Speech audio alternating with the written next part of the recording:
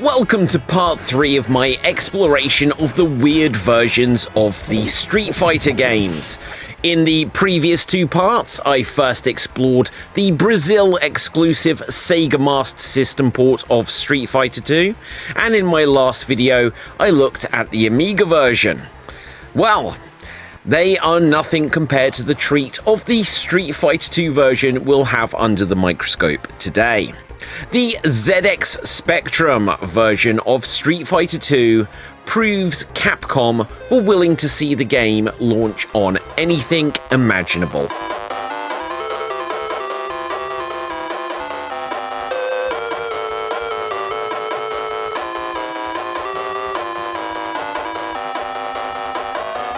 The ZX Spectrum, and yes, I would pronounce it ZX Spectrum, it was a British thing after all. It's not the ZX Spectrum, it is the ZX Spectrum, and it was a home computer first released in 1982. So the fact that this little system would get a version of Street Fighter 2, which was an arcade beast, released in 1991, is something of a miracle. It's even more of a miracle that this version didn't release until 1993, when the ZX Spectrum was all but done as a viable product on the market. So, when it actually comes to it, I have to say that I was beyond impressed with this version. The graphics, the locations, the full roster of characters, it's all here. I mean, even the Master System version cut down the amount of characters that were in the game. And it all looks like the arcade original. Well, except for maybe one major point. Yes, the graphics are entirely two-tone and effectively black and white. I mean, in practice, of course, this game is blue and white, or green and black, or some other combination of two tones to represent light and dark. And it works surprisingly well. The initial shock of seeing it may make you think it is the worst version of Street Fighter 2 available, at least from a graphical perspective. But I think that's quite unfair. The two-tone nature of it puts it in the same conversation as the Game Boy version. When you compare this to the Game Boy version, this instantly looks a lot closer to the original. And yes, I get it, the Game Boy version was played on a monochrome screen, and the ZX Spectrum version is played on your television. So there is the instant expectation that it should be in full colour. But anyone who had a Spectrum throughout the 80s and into the 90s will be used to the idea that some games don't have all that much colour involved. In one sense, this is a bit like the Super Game Boy version of the game, as when played on your Super Nintendo, putting the Game Boy cart into the Super Game Boy and then connecting it all up to the television. You'd get a coloured energy bar, and likewise on this version you get a coloured energy bar. But it's a little bit of different colour around the edge, and that was basically all she wrote in terms of colour. Now, having played this in modern times, I had the benefit of modern tech to play this, and so I haven't actually done this on original hardware myself, but have heard that on original hardware, this version had extremely long loading times, like literally minutes at a time in between fights. If you go to the options menu when the game first starts, you do have the option to switch off the sound effects and the music, not that there is much, and this may improve loading times. And you also have the option to switch the backgrounds off, which may be a unique feature of the ZX Spectrum version of Street Fighter 2. In one sense, this may make you think that each fight will take place in a black void, like a boss battle on an NES game.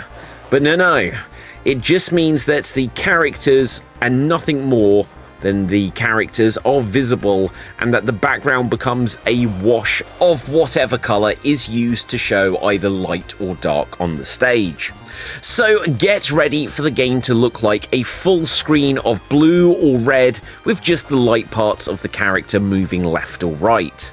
I'll be honest, I had a nightmare getting this to run to capture the footage of it. I couldn't get it to work across a few different emulators and even tried to get it going on my Spectrum Vega, with absolutely no luck. Eventually I got it to work on Specky, which is an emulator, but then had to remap the controls so that I wasn't playing the whole thing with the numeric buttons. A bit bizarre. But where there is a will, there is a way. Much like the Amiga version that I looked at in the last part of this series, the game is played with just one action button.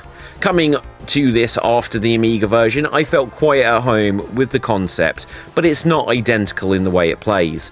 I was often finding that characters would hit standing punches whilst in mid-air, and there is a sense that you can walk through opponents and face the wrong way, or that they can walk off the edge of the screen. Throughout my playthrough, which as usual was either as Ryu or Ken, I found the game fun. It was definitely a fun game to play, and such a unique one to be doing it with a ZX Spectrum presentation. Once again, for a home port of this era of arcade games, you only get a certain amount of credits to play through the game, so you can't just keep pressing the insert coin button. And truthfully, I was desperate not to have to restart this version multiple times if I lost any fights. That isn't because it was a bad game, but I could just tell that if this is not going to work, I don't want to have to keep starting it over and over again. Fortunately, this wasn't an issue though, as I almost never lost a round, let alone ever losing a fight. The only opponent that gave me real trouble was Vega, who constantly climbed the wall in his stage and could easily keep up with you moving away so you couldn't escape. Other special moves weren't much of a concern to dodge though, as I even found that I could punch Bison out of the air whilst he was flying towards me, surrounded by his fire or electricity, flames, whatever it is that thing that Bison does. The game will show you a screen of your opponent gloating if you do lose, but won't show one of you talking smack if you win. Well, not until you've beaten Bison, the final boss that is. And then this is just a single screen that I guess kind of acts as the ending of the game.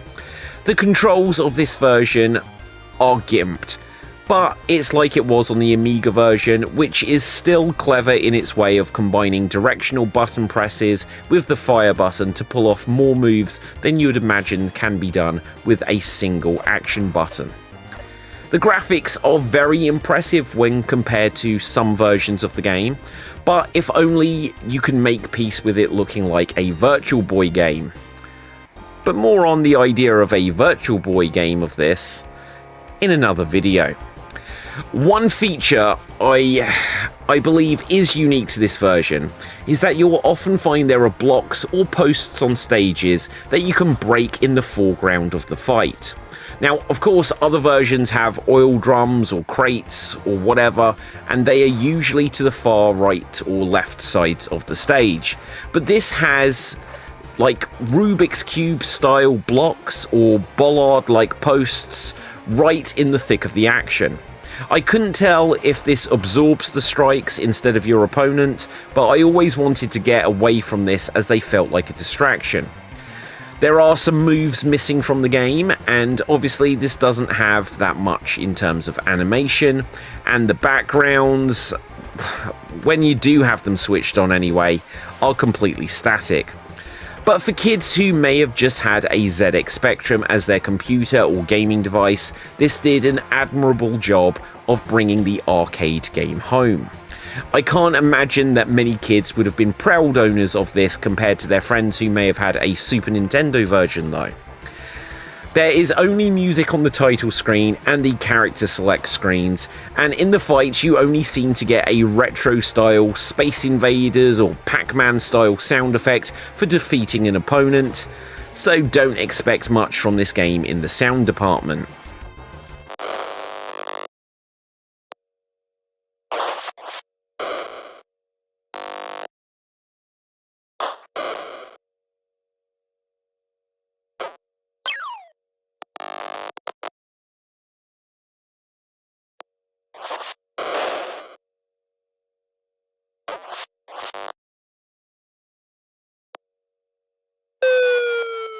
Now, it's my understanding that this version of the game came out in Europe only, which makes it the Spectrum equivalent of the Master System version game, which came out only in Brazil. And look, of course, the Spectrum was pretty much just a UK thing, so that's, that pretty much makes sense. This still places it in the weird position next to the Brazil-only Master System port, though.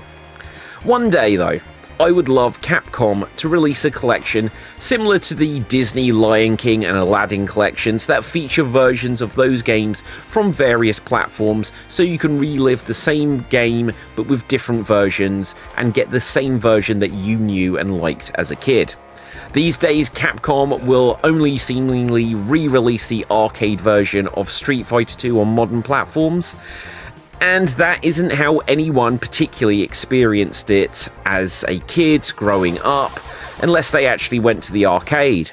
If they were playing it at home, you'd have to have probably waited until the Sega Saturn version, if not the PlayStation 2, to get the arcade perfect port. For everyone else, they had quirky and slightly different versions depending what platform they played on. So that's going to wrap up my deep dive into the ZX Spectrum version of Street Fighter 2. This is part 3 in the series. If you haven't seen the previous ones, do check out part 1 on the Sega Master System version, which was released only in Brazil, and then the Amiga version, which I looked at in the last video. So, if you haven't done so already, I would really appreciate if you would smash that subscribe button here on the Geek Battle Gaming YouTube channel. Check out www.xstreamed.tv/gaming for the written article version of this review. And do look out for the next part in this series, as well as all of the cool and weird and funky stuff we've got on the Geek Battle Gaming YouTube channel here. And so with that, until next time, stay safe. Always stay extremed, and ciao for now. Boom! And I'm off the air. In fact, sonic boom! And I'm off the air.